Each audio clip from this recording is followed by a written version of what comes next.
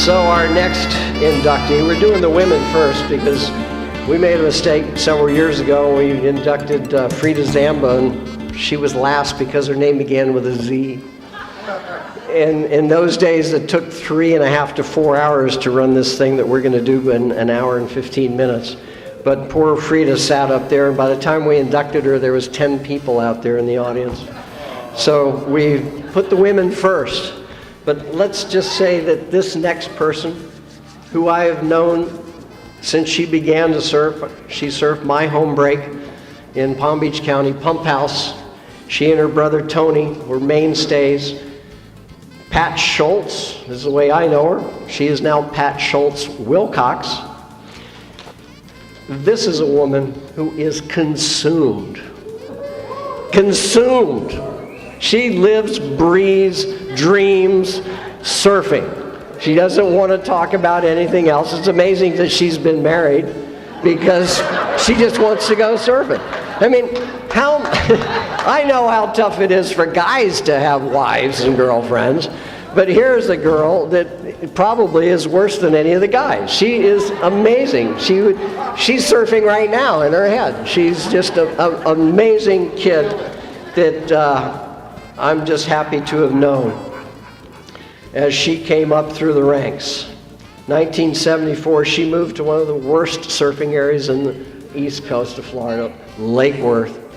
The locals are vicious, they're hungry, but she surfed for the Fox Surf team, met her first husband and had a baby, and I always remember that the two of them would trade back and forth. They were allowed to go out for an hour. The other one's on the beach taking care of Amy.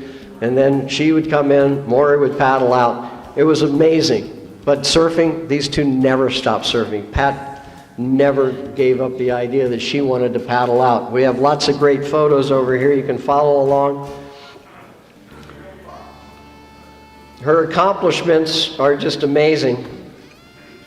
She was in the finals of every event she surfed from 1974 on until now.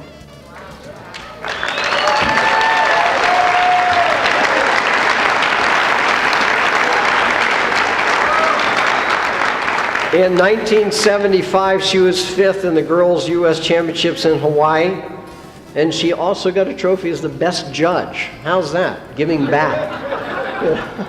You know, she wasn't just content to compete. Judging, to me, when a competitor gets up there and judges, it's awesome. It's great giving back. 1977, she won her U.S. Championships, her proudest victory, and also placed 3rd in the ESA Championships. She had 3rd in the ESA, but 1st in the U.S. Championships, 1977. Look at this. This is recent. Is this in the Panhandle? Last spring. Where? Pensacola. You know, look at that, Pensacola. Who wants to go surf in Pensacola when it looks like that? I think I'll go up there. It says secret spot, okay. Oh boy, she wanted to turn pro after a stellar amateur career and figured out, there ain't no dough going pro, especially for women in those days. Very tough even today. The women's tour has been cut, so the women have a tough road out there, and it's not because we don't like them. I'd certainly much prefer surfing with women than guys, but the money just isn't there, unfortunately. She took a break from surfing in contest until around 85. She got back in. What did she do? She starts making the finals again. She's still going. Joined back up with the ESA and received a life membership. How's that? They're not sucking money out of her wallet anymore. They gave her a lifetime membership in the ESA, so she can enter any contest she wants. And let's see, what else have I got here? She was honored to actually participate in a superheat with a super kid named Kelly Slater. And that was one of the highlights of her surfing experience. She's got too many trophies. She doesn't know where to put them. She's not quite sure, with all that hardware. But today she's living up in Pensacola, as we see here. Another recent photo of her.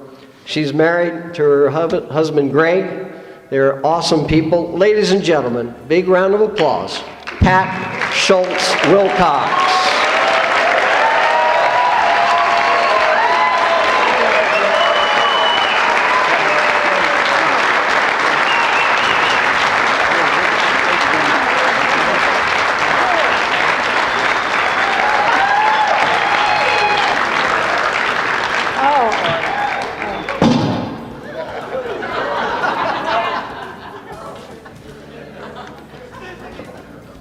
I guess this is where I get really nervous. Thank you all. I have a speech here. I wrote it a few minutes ago. Basically, it says, I'd rather be surfing. So, oh wait. It also says, thank you everybody. I thank my family for putting up with me for all these years. If they didn't, I would have just went surfing anyway. So. It wouldn't really matter. I got a lot of friends out here, near and far, all around the world. I appreciate all of you. If you'll remember me, I'll come and visit you. So, yeah, you know, wow. Let's see, I'm supposed to say some other stuff. Wish I had some water.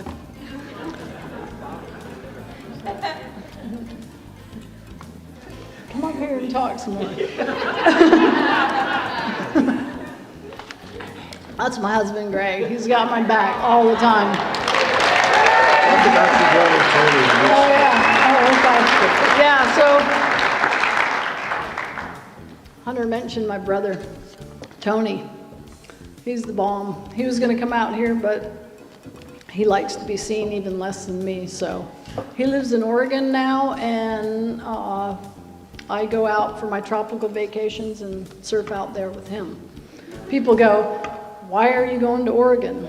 Well, if any of you have ever been out there or can handle cold water or even care about it, you'll get some of the best waves you'll ever surf in your life. You can hide on the beach anywhere you want, and nobody bothers you. Only thing you have to worry about is the sharks. But I've made it this far, so at this point, I don't really care. If I get eaten by a shark, it's all good. I'm not too worried about it. So, anyway, I would like to thank all of you again for just coming and being here. I appreciate it. Thank you very much. I'm honored.